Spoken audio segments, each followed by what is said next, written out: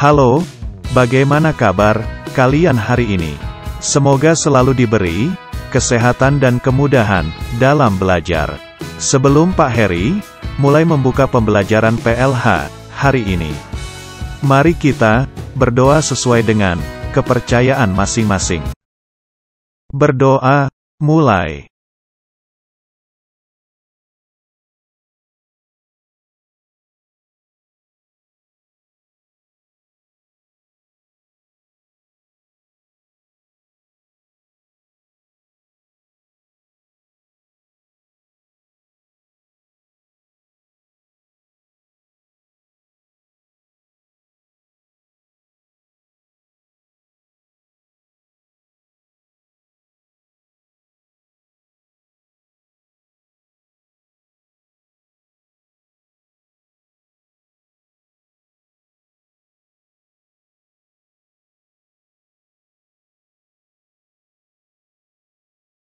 Berdoa selesai. Baik, untuk materi PLH kali ini, Pak Heri akan menjelaskan tentang dampak perilaku negatif dan pemulihan kerusakan lingkungan. Perilaku negatif adalah perilaku yang tidak baik. Perilaku negatif dapat menimbulkan akibat buruk. Kalau manusia berperilaku negatif pada lingkungan, maka akan berakibat pada kerusakan lingkungan. Perilaku negatif ada yang dilakukan secara sengaja dan yang dilakukan secara tidak sengaja. Contoh perilaku sengaja adalah pembakaran hutan yang dilakukan dengan tujuan untuk membuka lahan pertanian dan perkebunan. Mereka menganggap bahwa membakar hutan itu bisa lebih cepat dan biayanya murah, sehingga tanpa harus susah payah menebang pohon untuk mendapatkan lahan pertanian dan perkebunan. Contoh perilaku tidak sengaja adalah orang yang membuang puntung rokok di hutan. Hal ini sering dilakukan oleh para pencari hasil hutan. Selanjutnya, puntung rokok yang masih hidup akan membakar daun dan ranting kering. Akibatnya, hutan jadi terbakar, api menjalar, dan membesar, karena dibantu oleh tiupan angin. Perilaku negatif lain adalah pembuangan sampah secara sembarangan.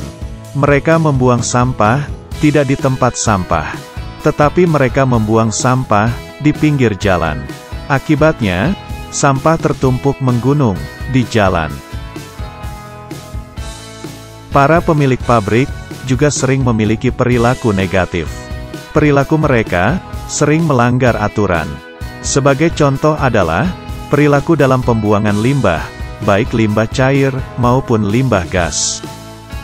Cara pembuangan limbah cair seharusnya dilakukan berdasarkan ketentuan peraturan, yaitu limbah dibuang ke sungai jika telah dilakukan pengolahan terlebih dahulu.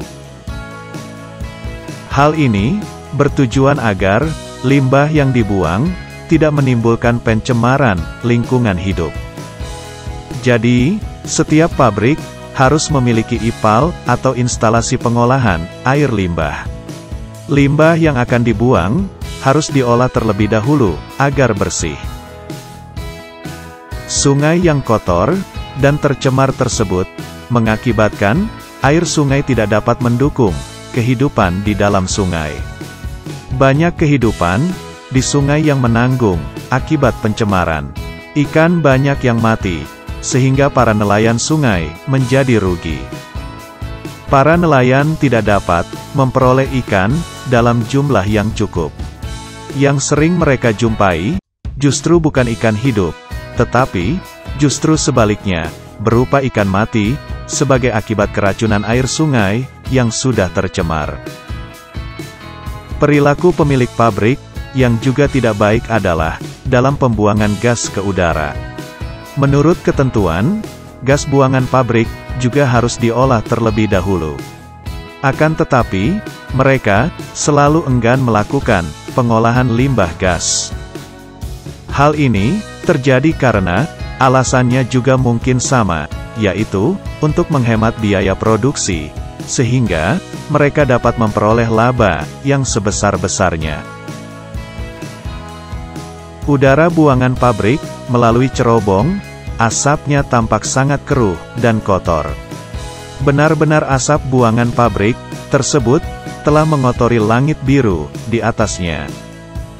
Dari limbah gas buangan pabrik tersebut dapat digambarkan bahwa pabrik masih melanggar ketentuan peraturan yang ada. Di sisi lain, masyarakat kita ternyata juga belum berperilaku baik pada lingkungan. Pedagang kaki lima masih berperilaku jorok. Banyak pedagang yang tampak dari depan sudah mandi dan rapi.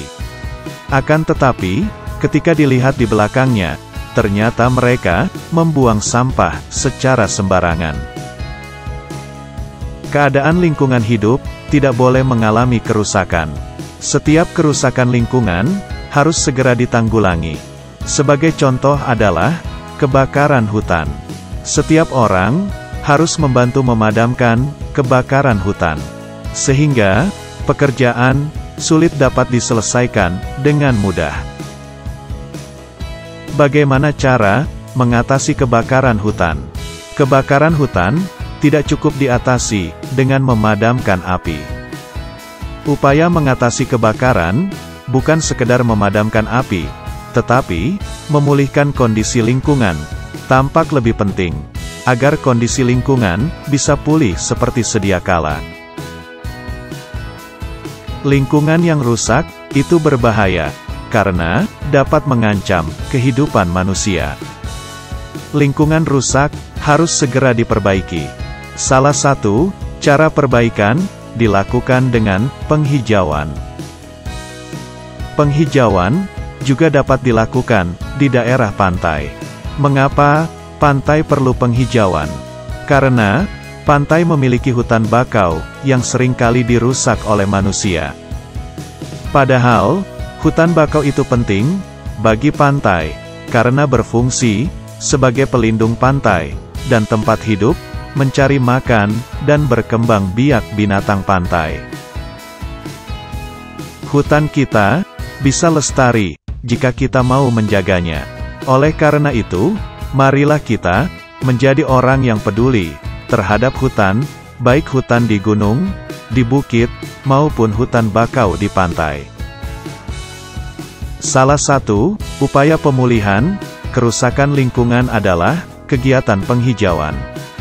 Penghijauan merupakan upaya menanami kembali lahan yang telah gundul. Penghijauan bertujuan mengembalikan lahan agar bisa hijau seperti sedia kala. Lahan dipenuhi dengan tumbuhan sehingga menghasilkan udara yang segar. Untuk itu, pada lahan gundul harus dilakukan penghijauan. Penghijauan mempunyai banyak manfaat, antara lain: 1. Penghijauan dapat mengurangi erosi. 2. Penghijauan dapat mencegah banjir. 3. Penghijauan dapat menambah resapan air. 4. Penghijauan dapat meningkatkan kesegaran udara. Lahan gundul adalah lahan yang telah rusak dan memiliki ciri-ciri: 1. Tanahnya tidak ditumbuhi tanaman. 2. Tanahnya tipis. 3. Tanahnya mudah terkikis. 4. Tanahnya mudah longsor. Nah, dari penjelasan Pak Heri, dapat kita simpulkan sebagai berikut. Sebagian manusia suka berperilaku negatif. Perilaku negatif ada yang dilakukan sengaja dan tidak sengaja. Perilaku negatif dapat membahayakan lingkungan hidup karena sering menimbulkan kerusakan lingkungan hidup. Contoh masalah lingkungan hidup adalah penggundulan hutan, kebakaran hutan, pencemaran sungai, pencemaran udara, dan masih banyak lagi. Kerusakan lingkungan ini harus segera dipulihkan agar tidak mengganggu kehidupan manusia. Salah satu contoh pemulihan kerusakan lingkungan adalah tindakan penghijauan hutan dan hutan bakau.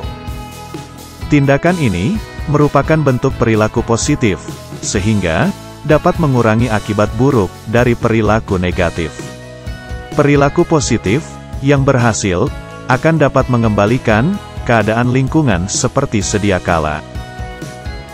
Setelah kalian memperhatikan dan memahami penjelasan Pak Heri tentang dampak perilaku negatif manusia dan pemulihan lingkungan,